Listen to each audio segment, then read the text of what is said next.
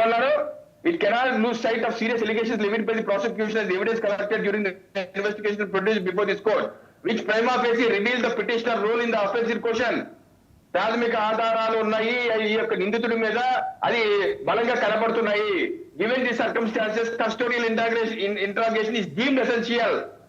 ఈ యొక్క నేపథ్యంలో తప్పనిసరిగా ఆయన కస్టోడియల్ ఇంట్రాగేషన్ చేయవలసిందే అని చెప్పి హైకోర్టు ఇచ్చిన జడ్జిమెంట్. దాని మీద మళ్ళీ సుప్రీంకోర్టుకి వెళ్ళారు. సుప్రీంకోర్టు కొట్టేసింది, లేదు జాంతానే మీరు విచారణ ఫేస్ చేయవలసిందే అని చెప్పి అన్నారు. ఇంత స్పష్టంగా కనబడుతుంటే అసలు ఆధారాలు లేవు అని చెప్పి ఏ రకంగా అంటారండి?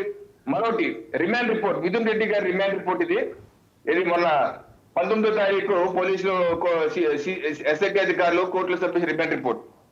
దానిలో అండి స్పష్టంగా పారాగ్రాఫ్ నెంబర్ 41 లో ఏమన్నారంటే, distilleries were threatened with business exclusion if they did not comply amounting to extortion.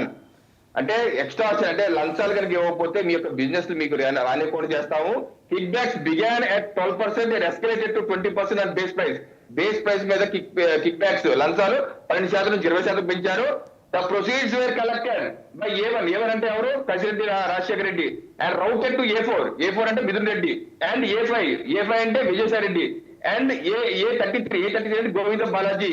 Before reaching the then chief minister, అప్పటి ముఖ్యమంత్రికి చేరవేసే మార్గంలో భాగంగా ఇలా ఈ యొక్క రూట్ లో కసిరెడ్డి రాజశేఖర రెడ్డి, మిథున్ రెడ్డి, విజయసాయి రెడ్డి అలాగే గోవిందప్ప ద్వారా వెళ్ళారని చెప్పి పోలీసులు ఇచ్చినటువంటి రిమాండ్ రిపోర్ట్ లో ఉంది. అలాగే మిథున్ రెడ్డి మిగతా ఆరోపణల మధ్య మొబైల్ లాంగిట్యూడ్ అంటే అక్షాంశాలు రేఖాంశాలు మిగతా నిందితుల్లో మిథున్ రెడ్డి ఏ సమయాల్లో ఎలాగ ఉన్నారని డీటెయిల్ గా ఉంది రిమాండ్ రిపోర్ట్ లో. సో నేనేంటంటే పోలీసుల దగ్గర ప్రాథమిక ఆధారాలు ఉన్నాయి, పూర్తి స్థాయి ఆధారాలకి విచారణ చేయవలసిన అవసరం ఉంది అని కోర్టులు కూడా భావిస్తున్నాయి. ఆ యొక్క డబ్బులు కూడా జగన్మోహన్ రెడ్డి గారికి రీచ్ అయినాయి అని చెప్పి కొంత ఆధారాలు ఎస్ఐటి దగ్గర కూడా ఉన్నట్టుంది. అయితే ఇంకా పటిష్టమైన ఆధారాల కోసం వేచి చూస్తున్నట్టున్నారు. తప్పనిసరిగా ఏదైతే లబ్ధిదారుడు ఫైనల్ బిగ్ బాస్ ఏదైతే ఉన్నారో అని ఏదైతే రిమాండ్ రిపోర్ట్ లో చెప్తున్నారో దెన్ చీఫ్ మినిస్టర్ ని జగన్మోహన్ రెడ్డి గారి దగ్గరికి ఇది వచ్చే అవకాశం ఉన్నట్టుగా ఈ రిమాండ్ రిపోర్ట్. అలాగే ఛార్జ్ షీట్ 305 పేజీల ఛార్జ్ షీట్ లో పేజ్ నెంబర్ 131 లో కూడా రాశారు వాసుదేవన్ గారు. 131 లో ఇంకా రెడ్డి కాలేదండి, దయచేసి రెడ్డిని చేయమాకండి. నేను ఇంకా రెడ్డి కాలేదు, దయచేసి రెడ్డిని చేయమాకండి నన్ను. ఓకే, అదే కరెక్ట్ చేశాను సార్, కరెక్ట్ చేశాను.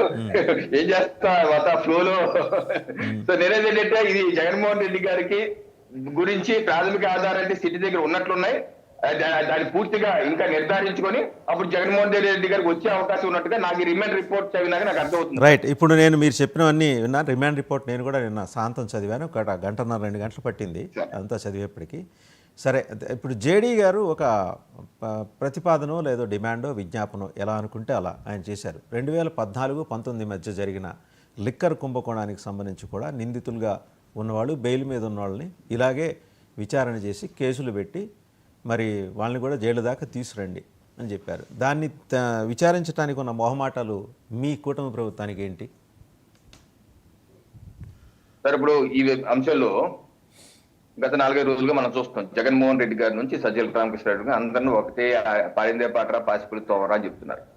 ఏంటి 2014 నుంచి 19 వరకు మరి లిక్కర్ కుంభకోణం జరిగింది కదా, దాన్ని మీరే లబ్ధిదారులు, మరి ఎందుకు మీరు దాని మీద విచారణ చేయరని చెప్పంటున్నారు.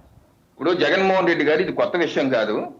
ఆయన అధికారంలో ఉన్నప్పుడు, ఆయన ప్రతిపక్షంలో ఉన్నప్పుడు 2014